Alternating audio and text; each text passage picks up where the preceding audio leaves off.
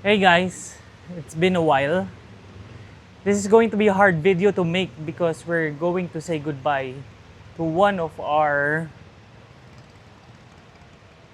babies who has been with us from the very beginning.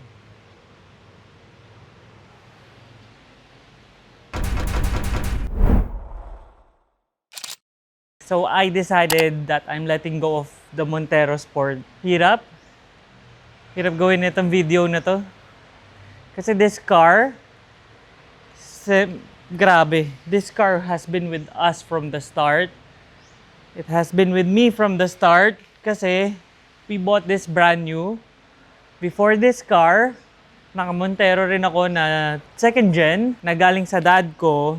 As we decided to sell that nung lumabas yung 3.5 gen. This is a 3.5 gen, yung bago na yung harap, may na yung taillight sa likod.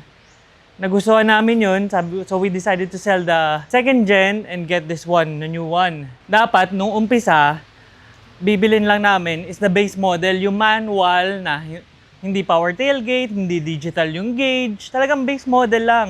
Yun yung usapan namin. Pero once nung nakita namin yung high-end, sabi namin, sayang eh. Bilhin na natin yung high-end, top of the line. Kasi since this is the first of its kind na 3.5 gen, this is the GT variant na 4x2 nung lumabas tong model na to. Grabe talaga. This car hits differently na tinatanggal ko lahat ng gamit ko sa loob. Hirap. Hirapan ako.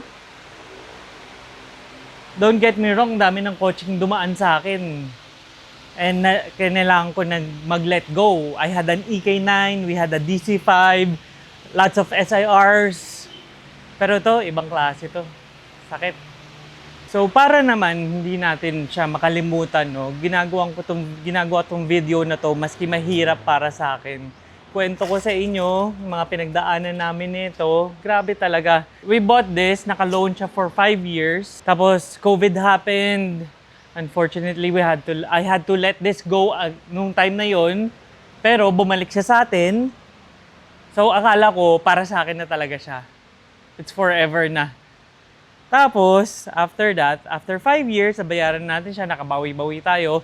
Ginawa naman natin, nilift natin to and nilagyan natin ng Evo Course with BFG wheels, which is this one. Yan yung itsura niya dati. So, naka 2-inch lift siya na naka Tough Dog suspension. We bought that from Atoy. And then, medyo matagal siyang ganun yung setup niya. Simple lang. Yun lang, naka-lift, naka-mugs, naka-gulong. And also, we bought the slim fender flares rin pala. Tapos, we started our channel na nakaganon siya. Nakilala rin siya sa TikTok ko. Inayusan natin siya. Tapos, from time to time, binibigyan natin siya ng upgrades. Niremap natin siya. Shims, drop-in intake. Tapos, meron nag-sponsor sa atin ng tires. Si Radar Tires.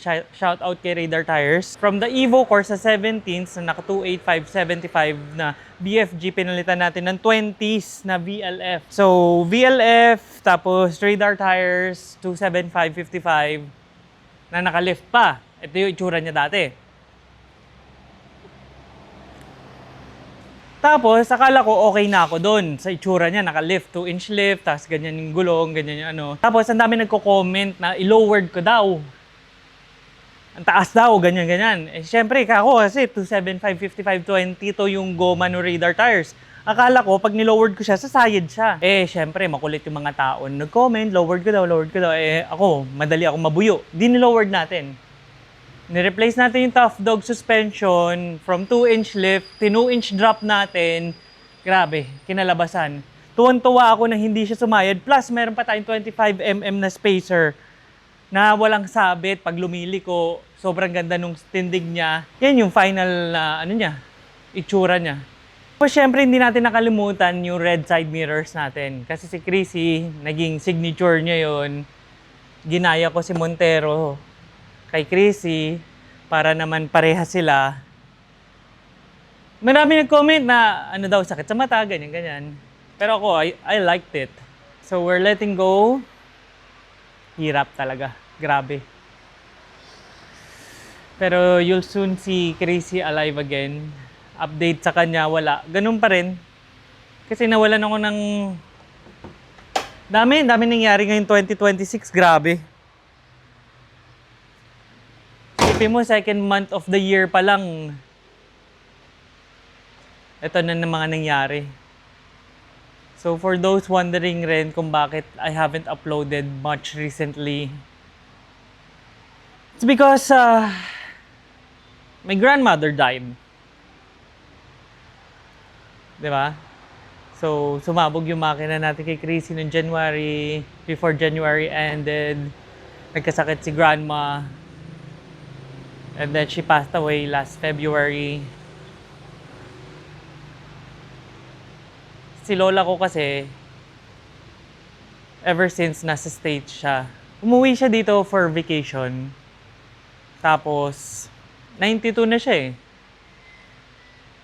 And she's having a hard time with breathing na rin.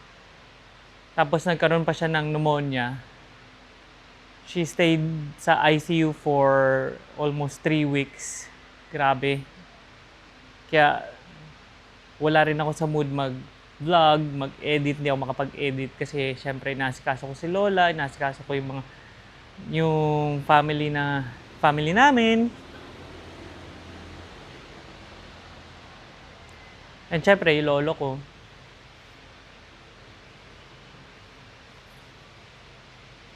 Basta ang dami nangyari.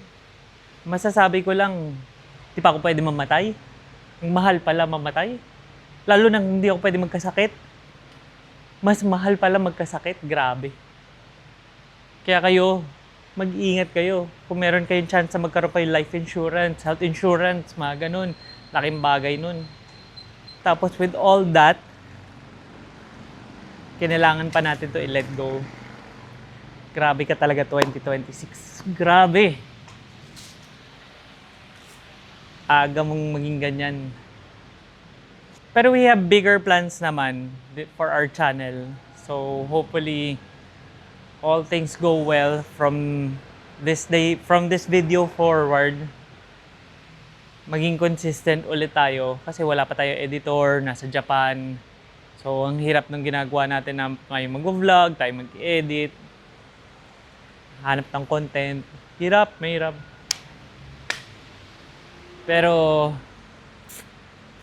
gagamitin natin to, yung pagkawala nito, yung sadness niya, as motivation na para makabawi tayo. And, for sure naman, hindi mapupunta sa wala yung pinagbentahan nito. Kaya ako sa inyo, mag-subscribe na kayo. Huwag niyong pansinin to blue na EG to, nakikipark lang yan sa atin. So, may plano na tayo dito. Sisimulan na natin yan para hindi naman tayo masyado malungkot dito. And hopefully, tumuloy-tuloy na ulit to and makapag-bounce back tayo. Abangan nyo rin yung mga plano namin for the upcoming videos. Soon enough, you'll see why I decided to let this go. And soon enough, you'll see ano na plano natin dito. So, I guess that's it for now. It's going to be a sad day. Kaya subscribe na kayo para matuwa-tuwa naman ako. Catch you in the next one.